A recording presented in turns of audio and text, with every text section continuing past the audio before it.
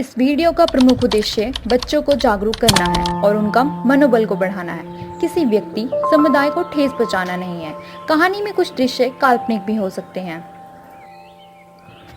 यह कहानी है प्रयागराज का पुराना शहर, संकरी गलियां, एक साधारण घर।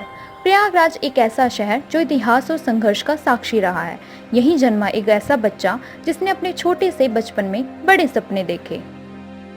देखना भाई, आज हमारे घर की स्थिति चाहे जैसी भी क्यों न हो, लेकिन एक दिन मैं एक कामयाब आदमी बनकर दिखाऊंगा। चल, बड़ी बड़ी बातें बोलना बंद कर और ये सोच, अगर कल हमने स्कूल की फीस जमा नहीं की तो मास्टर हमारे साथ क्या करेगा, तुझे पता है ना? हाँ यार, पता है, लेकिन घर की स्थिति देखकर फीस जमा करने के लिए पैसे मांगने की हिम्मत नहीं करता भाई। अरे हिम्मत तो करना पड़ेगा ना भाई, क्योंकि हमने अगर कल फीस नहीं जमा की तो मास्टर हमें स्कूल से निकाल देंगे। चल ठीक है भाई, मैं घर जाकर बात करता हूँ घर वालों से। इतना कहकर अलक घर की ओर चला जाता है और घर पहुंचकर बहुत हिम्मत जुटाकर अपनी माँ से कहता है, माँ, आज स्कूल के मास्टर जी ने फीस जमा करने की बात कही है। कई महीनों से हमारी फीस नहीं जमा हुई है। हाँ बेटा, मुझे पता है, लेकिन तू तो देख ही रहा है ना घर की स्थिति कैसी है। तुम्हारे पापा का काम भी अच्छे से नहीं चल रहा है। अब तो जितना भी पैसा कमाते हैं वह घर के राशन पानी में ही चला जाता है। लेकिन तू चिंता मत कर बेटा, तू एकदम मन लगा कर पढ़ाई कर। मैं 2-4 दिन में पैसे की व्यवस्था करती हूँ।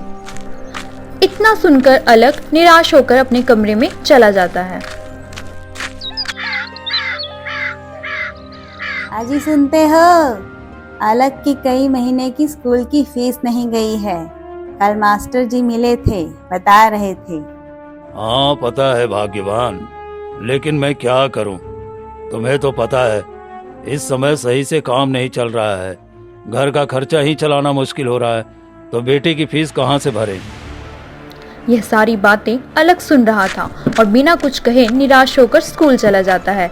स्कूल में पहुंचने के बाद मास्टर जी अलक के पास आते हैं और कहते हैं, अलक, हमने कल तुमसे कहा था ना कि स्कूल की फीस जमा करने के लिए। स्कूल की फीस लाए हो?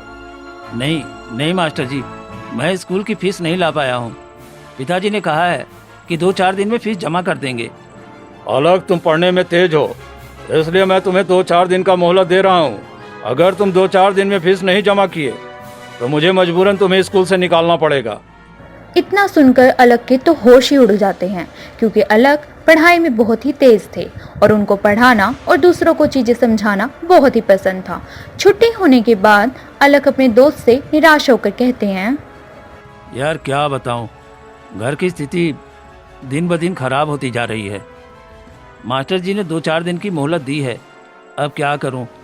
मुझे तो कुछ समझ में नहीं आ रहा है। यार अलक, मास्टर जी तो बहुत पैसा कमाते हैं ना, दिन में स्कूल में पढ़ाते हैं, शाम को बच्चों को ट्यूशन पढ़ाते हैं। अरे तब भी हम जैसे लोगों की मजबूरी नहीं समझते हैं। इतना सुनकर अलक के दिमाग में एक बहुत अद्भुत ख्याल आता है और खुश होकर अपने दोस्त से कहते हैं, यार जब मास्टर जी कर सकते हैं तो हम क्यों नहीं कर सकते हैं? तेरे कहने का मतलब क्या है? मैं कुछ समझा नहीं। यार ध्यान से सुन, देख, हम लोग सुबह 9 बजे से शाम 3 बजे तक स्कूल में रहते हैं और स्कूल से जब घर आते हैं तब कुछ देर के लिए हम लोग खेलते हैं। क्यों ना मैं खेलने के बजाय छोटे बच्चों को ट्यूशन पढ़ाना शुरू कर दूं? हाँ यार, बात तो सही कर रहे हो। अच्छा, मैं एक काम करता हूँ, मैं आज ही अपने गली के सारे बच्चों को बता देता हूँ, ठीक है? हाँ यार, बता देना। ये कहकर दोनों लोग अपने घर चले जाते हैं। कहते हैं ना, हर बड़ी चीज की शुरुआत अक्सर छोटे से ही शुरू होती है। अलक खड़े होकर सोच रहे हैं, समय तो हो गया है, लेकिन अभी तक कोई भी बच्चा पढ़ने नहीं आया है। ए भगवान, क्या करूं? लगता है कोई भी नहीं आएगा पढ़ने। क्या हुआ अलक, क्या सोच रहे हो खड़े होकर? तब अलक अपनी बहन को सारी बातें विस्तार रूप से बताता है। वाह, क्या बात है अलक, बहुत अच्छा सोच रहे हो। चिंता ना करो, मेरे दोस्त के घर कुछ बच्चे हैं जिनको फिजिक्स समझ में नहीं आता है। मैं आज ही उनके घर जाकर उनसे बात करती हूँ। तुझे तो फिजिक्स बहुत अच्छे से समझ में आता है ना, और तू उन्हें अच्छे से समझा भी देगा। हाँ दीदी, मुझे फिजिक्स पढ़ना और पढ़ाना बहुत पसंद है। ठीक है, तो तो मैं आज ही बात कर लेती हूँ। रोज की तरह अलग स्कूल जाता है और शाम को वहाँ खेलने के बजाय ट्यूशन पढ़ाने के लिए घर पर रुक जाते हैं। तभी बगल के दो बच्चे अलग के पास आते हैं और उनको फिजिक्स में कुछ भी समझ नहीं आ रहा था। भैया, कल दीदी घर पर आई थी और उन्होंने बताया कि आप ट्यूशन खोले हो और आप फिजिक्स बहुत अच्छा पढ़ाते हो। भैया, फिजिक्स में मैं बहुत कमजोर हूँ, क्या मुझे आप फिजिक्स समझाओगे? हाँ हाँ, क्यों नहीं। क्या समझ में नहीं आ रहा है, मुझे बताओ। बच्चों ने अलग को क्वेश्चन दिया और अलग ने बच्चों को बहुत अच्छे से समझाया और बच्चे भी बहुत खुश हो गए। अरे वाह भैया, आप तो बहुत ही अच्छे तरीके से समझा दिए। मुझे तो ये बहुत कठिन लगता है। सच में भैया, आपको तो फिजिक्स का प्रोफेशनल टीचर होना चाहिए था। सच में भैया, हमारे स्कूल में ना फिजिक्स बहुत सारे बच्चों लोग को नहीं आता है। आज मैं जाता हूँ स्कूल और सारे बच्चों को आपके बारे में बताता हूँ। कल से वो लोग भी आएंगे आपसे फिजिक्स पढ़ने। इतना कहकर वह खुश होकर अपने घर की ओर चला जाता है। अलग ऐप ऐसे ही रोज सुबह स्कूल जाता है और शाम को बच्चों को पढ़ाता। पहले 2 बच्चे, फिर 4 बच्चे, फिर 8, ऐसे करते करते अलग के पास अब ढेर सारे बच्चे ट्यूशन पढ़ने आने लगते हैं। अरे भाई अलग, तेरा तो अब सही चल रहा है। सुबह स्कूल में आता है और शाम को ट्यूशन पढ़ाता है। भाई तेरे तो मजे ही मजे हैं। हाँ भाई, अब घर की स्थिति भी धीरे धीरे ठीक हो रही है। मैंने स्कूल का सारा फीस जमा कर दिया और बच्चे को फिजिक्स पढ़ने में भी बहुत मज़ा आता है। अब तो मैंने सोच लिया है भाई, अब हमें फिजिक्स का बहुत बड़ा टीचर बनना है और इसी को आगे ले जाना है। अब अलग की सारी चीज धीरे धीरे सही होने लगी थी।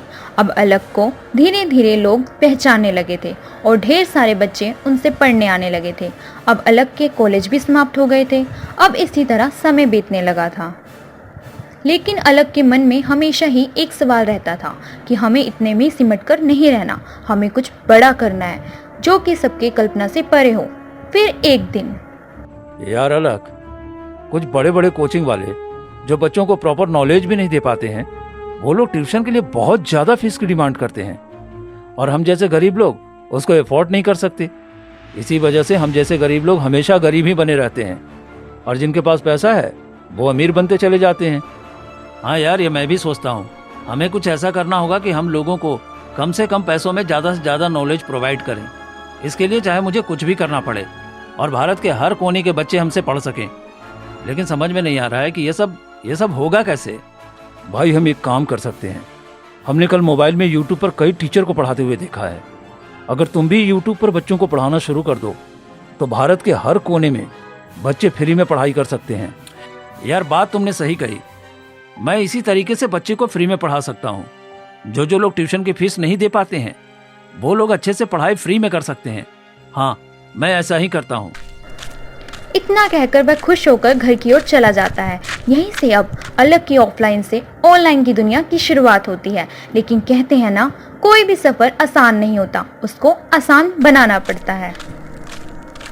अलग घर पहुंचकर सबसे पहले अपनी बहन के पास जाते हैं और खुश होकर कहते हैं, दीदी आपको पता है, अब हम YouTube चैनल के माध्यम से बच्चों को पढ़ाएंगे। हाँ अलग, ये तो बहुत अच्छी बात है। तुम आज ही YouTube चैनल बना लो और उससे अच्छे से वीडियो बनाओ ताकि बच्चों को तुम्हारी वीडियो अच्छे से समझ में आए। और हमने देखा है ऐसे बहुत से टीचर्स हैं जो YouTube पर पढ़ाते तो हैं और उनके बहुत से अच्छे व्यूज आते हैं, वो पैसा भी कमा लेते हैं। और अब तुम भी यही करो। लेकिन दीदी, मुझे एक बात समझ में नहीं आ रही है, मैं चैनल का नाम क्या रखूं? तो फिजिक्स पढ़ाता है ना, तो ऐसा कर, तो फिजिक्स वाला ही नाम रखते। अलग अपने मोबाइल से ही YouTube चैनल स्टार्ट करा जिसका नाम फिजिक्स वाला रखा। अब वह हर रोज की तरह बच्चों को पढ़ाते हैं और साथ ही YouTube चैनल पर वीडियो के माध्यम से बच्चों को भी पढ़ाते। लेकिन शुरुआत की वीडियो में अलग के व्यूज नहीं आ रहे थे। अब क्या बताऊं यार, YouTube पर वीडियो अपलोड करता हूँ, व्यूज ही नहीं आते। जो कुछ भी आते हैं या तो मैं देखता हूँ या तुम देखते हो या फिर मेरी बहन देखती है। इसके अलावा व्यूज ही नहीं आते। कभी कभी सोचता हूँ, क्या ये मैं सही कर रहा हूँ? यार तू चिंता मत कर, बस तू मेहनत करता जा। एक दिन देखना लाखों बच्चे तुमसे जुड़ जाएंगे, क्योंकि तेरे पढ़ाने का जो तरीका है ना, वो सबसे अलग है। आज नहीं तो कल देखना तू बहुत सक्सेसफुल टीचर बनेगा। ऐसे ऐसे समय बीतता गया और अलक ने वीडियो बनाना नहीं छोड़ा। वह वीडियो के माध्यम से नए नए फिजिक्स के कंसेप्ट को बहुत ही आसानी से समझाकर हल कर देते थे, लेकिन व्यूज़ 8 से 10 ज़्यादा हो ही नहीं रहे थे। फिर समय आता है सन 2020। कोरोना महामारी पूरे भारत में तेजी से फैलने लगा और पूरे देश में लॉकडाउन लग गया, जिसकी वजह से जो भी कोचिंग चल रही थी वो सारी बंद हो गई। दीदी अब क्या होगा? लॉकडाउन की वजह से सारे बच्चे अब हमारे घर पढ़ने भी नहीं आएंगे। तू चिंता ना कर, तुझे अब ज्यादा से ज्यादा फोकस यूट्यूब पर करना होगा और अच्छे से वीडियो बनाकर अपलोड कर, क्योंकि इसी से आप कुछ कर सकते हो। मुझे नहीं लगता कि इतनी जल्दी लॉकडाउन हट जाएगा। हाँ दीदी, आप सही कह रही हो, मैं ऐसा ही करता हूँ। अलक अब और भी मेहनत से वीडियो बनाने लगे, लेकिन कुछ खास रिजल्ट नहीं मिल रहा था। वहीं पर बगल के लोग अलक का मजाक भी उड़ाने लगे। अरे अलक, क्या हुआ भाई, कितने व्यूज आए? मैंने तो सुना है तो बहुत बड़ा टीचर बन गया है, हाँ? अलक बेचारा इन सब की बातों का कोई जवाब नहीं दिया और निराश होकर घर चले गए।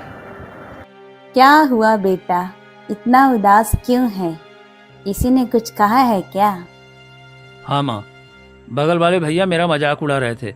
पता नहीं माँ, इतना मेहनत करता हूँ लेकिन एक भी व्यूज नहीं आते। अगर ऐसा ही चलता रहा तो मुझे लगता है मुझे यूट्यूब बंद ही कर देना पड़ेगा। तू चिंता मत कर बेटा, धीरे धीरे सब ठीक हो जाएगा। तू दूसरों की बातों पर ध्यान ही ना दे, तू तो बस अपने कर्मों पर भरोसा रख। अब अलक पहले से भी ज्यादा मेहनत करने लगे, दिन में कई सारी वीडियो अपलोड करने लगे। अब धीरे धीरे अलक के व्यूज भी बढ़ने लगे, साथ ही सब्सक्राइबर भी बढ़ने लगे, लेकिन तब भी इतने अच्छे खासे व्यूज नहीं आते थे। फिर एक दिन, यार अलक, मुझे एक बात समझ में नहीं आती। अगर हम कोई लोहे की वस्तु लें, उसे पानी में डालें तो वो तुरंत डूब जाती है, लेकिन समुद्र में इतनी बड़ी बड़ी जहाज चलती है, वो क्यों नहीं डूबती? क्या तुझे यह नहीं पता है? नहीं यार, तभी तो तुझसे पूछ रहा हूँ। तो मेरा मजा ले रहे हो ना? चल ठीक है, आज मैं इसी कॉन्सेप्ट पर वीडियो बनाता हूँ, तो वीडियो देखकर समझ लेना, ठीक है ना? अलक घर चले जाते हैं, इस क्वेश्चन को बहुत ही अच्छे तरीके से वीडियो के माध्यम से समझाते हैं और वीडियो यूट्यूब पर अपलोड करके सो जाते हैं। जैसे ही यूट्यूब खोलते हैं और अपना वीडियो देखते हैं, देखकर चौंक जाते हैं और वह दौड़े दौड़े अपनी दीदी के पास पहुंचते हैं। अरे दीदी, ये देखो, हमने कल एक वीडियो अपलोड किया था, उस पर कितना ढेर सारा व्यूज आ गया। मुझे तो यकीन ही नहीं हो रहा है कि हमारे वीडियो पर 10 लाख व्यूज हो गए हैं। मैं कहीं खुशी से पागल ना हो जाऊं। और ये देखो, 10,000 सब्सक्राइबर भी पूरे हो गए। अरे वाह अलक, तुमने तो कमाल ही कर दिया। आज मैं बहुत खुश हूँ। दीदी, अब मुझे समझ में आ गया लोगों को किस तरह के वीडियो चाहिए। मैं अब इसी प्रकार का वीडियो बनाऊंगा। अलक के पढ़ाने के तरीके से 10,000 सब्सक्राइबर कब 1 मिलियन में बदल गए पता ही नहीं चला। इसके बाद अलक ने कभी भी पीछे मुड़कर नहीं देखा और अपने डेडिकेशन और मेहनत की दम पर वह आगे बढ़ते गए। आज अलक को किसी पहचान की जरूरत नहीं है। आज अलक पांडे खुद में एक ब्रांड है। अलक सर इतने बड़े होने के बाद भी उनके अंदर कभी भी घमंड नहीं आया। वह हमेशा डाउन टू अर्थ रहे। इसलिए कहते हैं, अपनी मेहनत और हौसले से हम कोई भी मुकाम हासिल कर सकते हैं। आज अलक पांडे करोड़ों बच्चों के दिल पर राज करते हैं। यह था अलक पांडे का संघर्ष। और आपका संघर्ष कैसा है, कमेंट करके बताइए। अगर ऐसे ही वीडियो आप सभी देखना चाहते हैं तो वीडियो को लाइक, चैनल को सब्सक्राइब करना ना भूलिए। इसीलिए किसी ने बहुत अच्छी बात कही है, कर दिखा कुछ ऐसा कि दुनिया करना चाहे आपके जैसा। धन्यवाद।